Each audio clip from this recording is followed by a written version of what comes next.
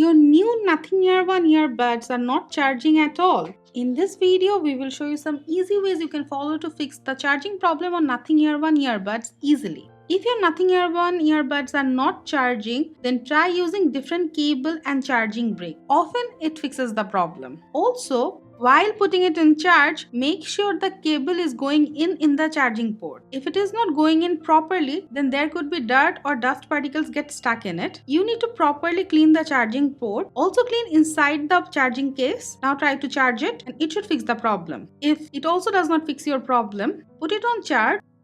Open the case. Now press and hold the side button until the light changes color to red. And it should fix the charging problem. If nothing else works, try using a wireless charger to charge your Nothing Ear One earbuds and it should fix the problem. So guys, these are the ways you can easily fix charging problem on Nothing Ear One earbuds. That's it for now. If you have any query regarding the topic, let us know in the comment below and always stay with our channel. Thank you.